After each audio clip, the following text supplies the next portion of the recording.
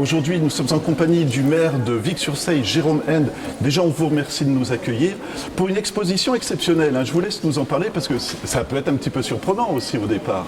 C'est toujours surprenant effectivement d'accueillir une exposition avec un acteur national, international, un génie du cinéma français, ici dans une toute petite commune rurale, Vic-sur-Seille, 1400 habitants dans le sud Mosellan, mais à 35 km de Nancy, 55 km de Metz, à 80 km de Thionville. Donc on rayonne aux portes des métropoles lorraines et c'était important pour nous de consolider notre image culturelle parce que Vic-sur-Seille c'est peut-être 1400 habitants mais c'est la patrie de Georges de la Tour, un des peintres les plus célèbres. C'est une commune qui est la seule de Sud-Mosellan à être dans l'AOC des vins de Moselle et donc nous avons différents types de cultures et puis un patrimoine exceptionnel en termes urbain, patrimonial bâti, extraordinaire avec de magnifiques traces de présence religieuse diverses et variées et donc nous avions la volonté de consolider l'image et pourquoi pas d'avoir de l'ambition pour notre commune et notre territoire du Saulnois en accueillant cette exposition autour de Louis de Funès cette année.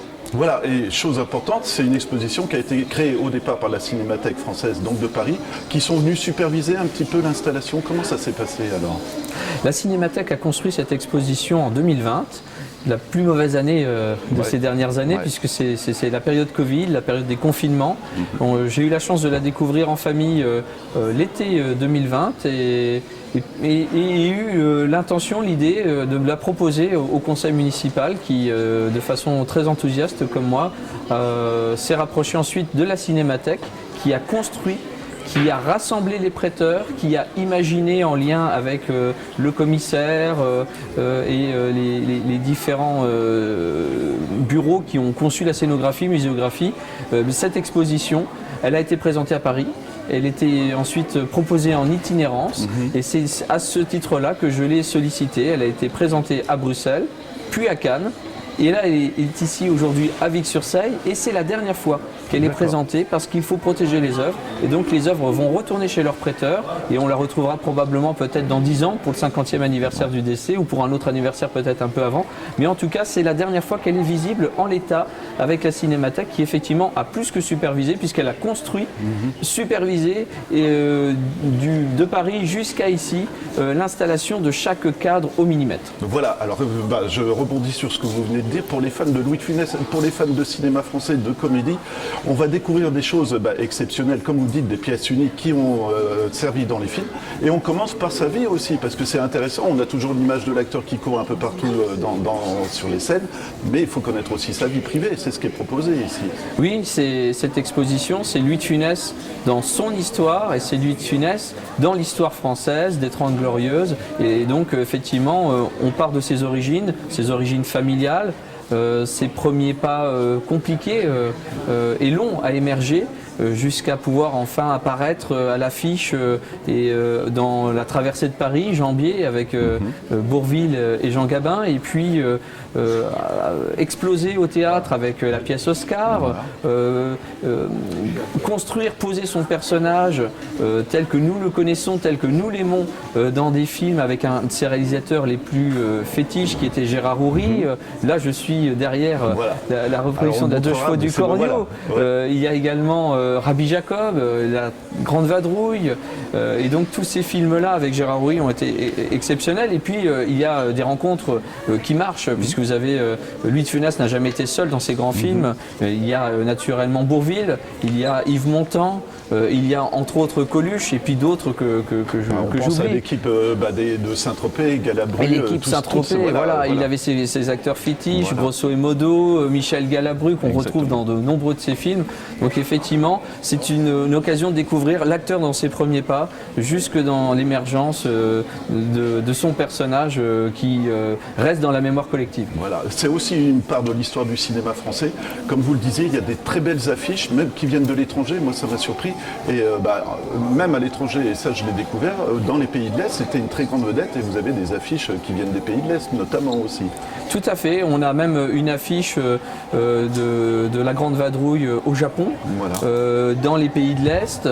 Donc, cette exposition, c'est un ensemble de pièces différentes, vous le soulignez, des affiches, des objets, la machine infernale de la Folie des Grandeurs. Ce sont aussi des scripts, une lettre de François Truffaut. Voilà. Alors ça, je me permets de rebondir parce que Truffaut et Houry, c'est pas du tout le même monde, et on voit que Truffaut s'excuse auprès de Houry. Hein. Oui, c'est extraordinaire. Il y a des témoignages comme ça qui nous montrent l'envers du décor.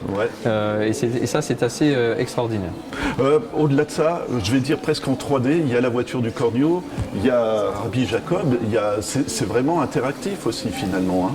Voilà, il faut prendre le temps dans cette exposition. Il n'y a pas énormément de gros objets majeurs, mais il y a suffisamment d'objets majeurs. Et la construction intellectuelle est suffisamment intéressante pour y passer un moment vraiment immersif dans la vie de Louis de Funès. Il faut lire, il faut regarder, il faut écouter. Alors naturellement, on ne peut pas trop toucher. Mais on a effectivement la deux chevaux du Cornio, le costume de Rabbi Jacob, le costume de la Denrée, cette machine infernale, des moules de visage de Louis de Funès, la caissette de l'Avare, la malle du gendarme de New York. Donc on a fait l'impasse sur aucune chose importante de la carrière de Louis de Funès. On n'a pas pu tout rassembler. J'aurais aimé accueillir la poupée en cire du musée Grévin, mais elle devait retourner au musée Grévin. J'aurais aimé accueillir la voiture exposée pour Fantomas, mais elle ne passait pas les portes de chez nous. Il aurait fallu démonter tout. C'était strictement impossible.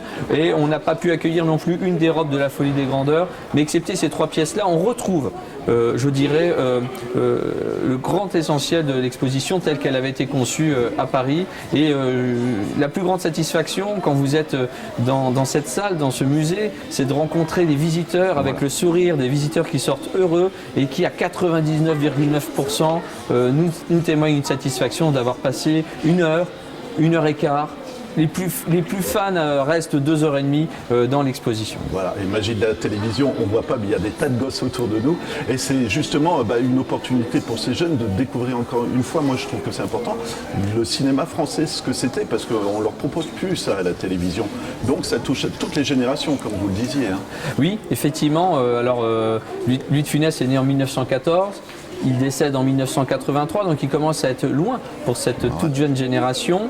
Nous avons une responsabilité en tant que parents, en tant que grands-parents, d'éduquer nos enfants, nos petits-enfants, de transmettre un patrimoine, une tradition française. Et je pense que Louis de Funès fait partie de ce patrimoine et de cette tradition, avec l'ensemble des réalisateurs, des autres acteurs immenses comme Gabin, Bourvil, Coluche, Yves Montand qui l'ont accompagné entre autres, et donc et puis Jean Marais dans Fantomas. On a une vraie histoire et il faut que nous puissions continuer à la cultiver. Et donc c'était aussi notre rôle de collectivité de l'ouvrir au plus grand nombre. Et donc effectivement en semaine on a la chance aussi maintenant de voir des classes se succéder avec un questionnaire très bien fait qui leur permet vraiment de se plonger, de s'intéresser. Et ça a été réalisé grâce à un de nos bénévoles. Parce que ce que je veux saluer dans cette exposition aussi, c'est que ça ne se fait pas tout seul. Il y a naturellement le risque d'une collectivité, quelques financeurs, mais très peu. Et donc tout était misé aujourd'hui sur les entrées individuelles ou des groupes qui vont faire ces visites. Et on s'appuie aussi sur un réseau de plus d'une cinquantaine de bénévoles qui aujourd'hui assurent, aux côtés de quelques professionnels de l'Office de tourisme du Pays du Saulnois ou de la communauté de communes du Saulnois, et de la Cinémathèque française, ils assurent la billetterie. Ils assurent le gardiennage, ils assurent l'accueil des visiteurs pour ensuite les renseigner sur ce qu'il y a à visiter, sur ce qu'il y a à déguster, sur les lieux où ils peuvent se restaurer. Et tout ça, c'est aujourd'hui une émulation de territoire. Et cette émulation de territoire, elle va même au-delà de ça, puisque vous avez la ville de Château-Salins qui a provoqué en partenariat un cycle hommage de projection de films Louis de Funès. Vous avez une petite commune rurale qui, la semaine prochaine, organise une soirée soupe aux choux. Donc tout ça, c'est une effervescence territoriale heureuse et c'est la plus grande joie que nous puissions avoir, nous, comme élus, de pouvoir essaimer à l'égard de toutes les générations et sur le plus grand espace possible du territoire. Voilà, on ne le rappellera jamais, mais la culture, c'est vraiment important. Vous venez de le prouver parce que ça fait vivre des petites communes tout autour. Vraiment, toute dernière question, cette exposition, c'est jusque quand? Et puis, est-ce qu'il y a un site internet? Comment ça se passe? Alors, cette exposition, elle est visible jusqu'au 28 mai. Nous serons ouverts les 1er, 8 mai et jeudi de l'Ascension, donc sur 3 jours fériés majeurs. Elle est ouverte du mardi au dimanche, 10h midi, 14h, 18h. Et elle est accessible naturellement au plus grand nombre. Voilà, eh ben, on invite les gens qui sont du côté de Longwy à faire juste le déplacement, c'est pas si loin. Si on est fan de cinéma et de Funès, il y a vraiment de belles choses à découvrir. Je vous remercie en tout cas pour votre confiance et puis ce que je veux vraiment dire aux téléspectateurs, c'est effectivement, n'ayez pas peur de venir à Vic-sur-Seille, il y a de quoi vous accueillir culturellement, il y a de quoi vous accueillir gastronomiquement parlant et patrimonialement parlant, donc c'est une belle journée sous le soleil à venir découvrir notre petite cité de caractère.